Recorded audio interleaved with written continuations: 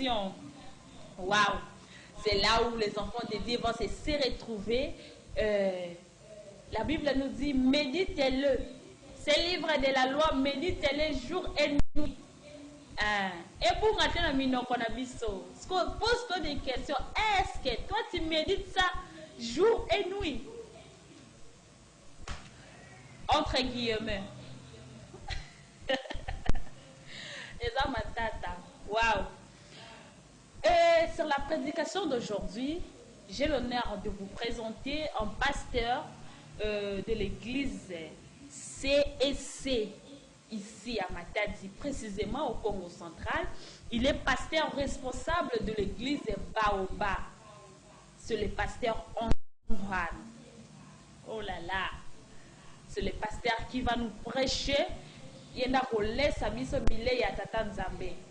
C'est par lui que Dieu va passer ce soir pour que tu vas retenir eloko moko, pour que tu vas yamba mo eloko moko na kata mitema na biso, pour que tu vas longola mo incrédulité mo boyenge kota, pour que tu vas longola mo biloko moko boyenge kota biso na propos o etali Bible to o etali malobala nzambe to pe o etali situation o to ba ko vivre nasuka ya mokili. Je ne vais pas trop commenter plutôt.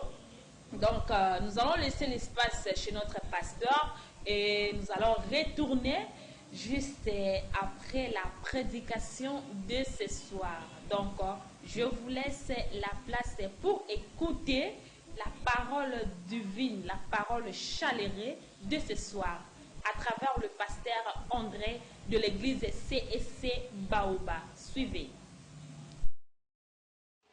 Bien-aimés dans le Seigneur, nous vous saluons au nom de notre Seigneur Jésus-Christ. Nous voulons commencer notre prédication par une courte prière, tout en nous confiant à l'Éternel notre Dieu. Merci Père de gloire de nous avoir accordé ce moment d'être ensemble avec les amis qui vont m'écouter, qui vont me suivre ce soir. Nous nous confions de telle manière que Seigneur, tout ce que nous aurons à parler ne soit pas nos pensées, mais comme déclare ta parole, c'est poussé par l'Esprit que nous allons parler de la part de Dieu. Poussez-nous par cet Esprit afin que nous puissions parler de ta parole au nom de Jésus-Christ. Amen.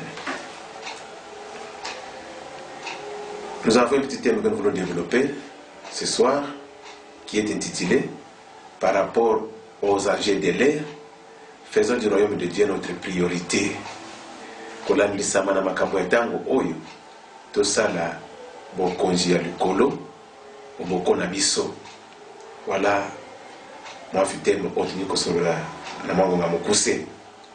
C'est là nous allons lire la parole de Dieu dans Matthieu chapitre 6 le verset 23. J'ai avec moi la Bible en français courant et vous allez me suivre dans votre version. Matthieu 6, 33 nous dit ceci: préoccupez-vous d'abord du royaume de Dieu et de la vie qu'il demande, et Dieu vous accordera aussi tout le reste.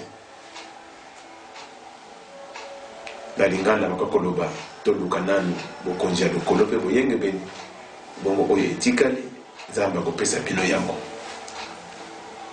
C'est un verset très court mais qui est très capital. Vous savez qu'aujourd'hui chacun vient à l'église avec sa priorité. En venant devant Dieu, chacun a quelque chose visé. Soit il vise le mariage, soit il vise le voyage, soit l'emploi, soit la maternité, soit. Chacun cherche son intérêt. En fait, nous ne sommes pas les premiers à s'attacher à Jésus par rapport aux intérêts. Même les disciples qui sont attachés à Jésus avaient peut-être des intérêts. Et cela, nous les comprenons quand nous voyons les comportements de certains disciples devant la réalité de la prédication de Jésus-Christ. Mais dans ce texte, nous devons savoir que tout ce que nous pouvons chercher ici sur la terre, Jésus le nomme comme un reste. Donc les mariages, les voyages, l'emploi, la maternité, consort, Jésus les nomme comme un reste. Parce que ça fait partie du royaume de la terre.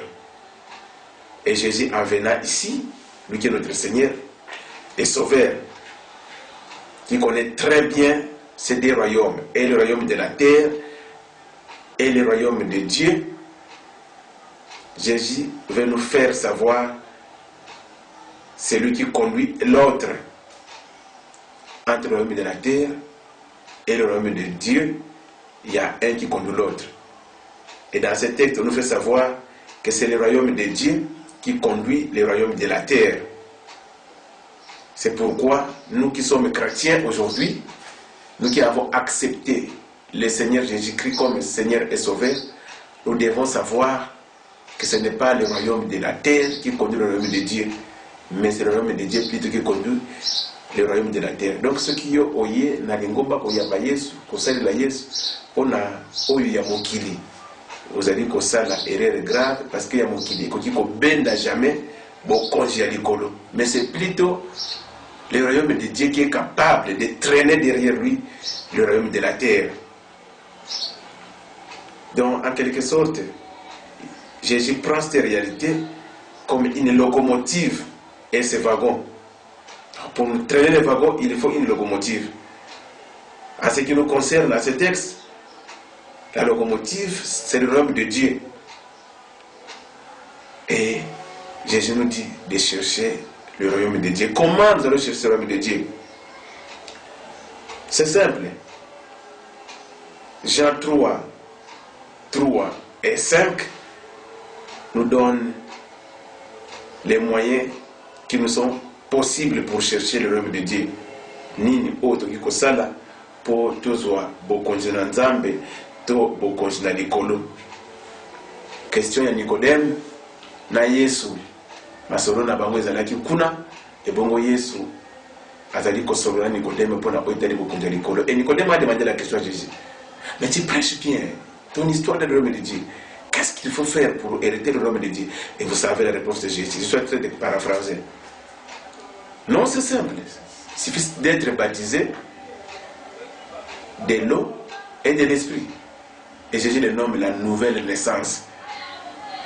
Et là, Nicodème, docteur dans la loi, mais voilà, ne pouvait pas comprendre ce que c'est la parole de Jésus qui devait signifier, c'est-à-dire la nouvelle naissance. Vous savez qu'il est parti de côté pour dire que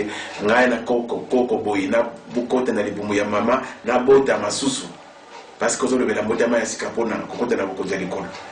et la réponse de Jésus c'est que la nouvelle naissance veut tout simplement dire être baptisé d'eau et d'esprit.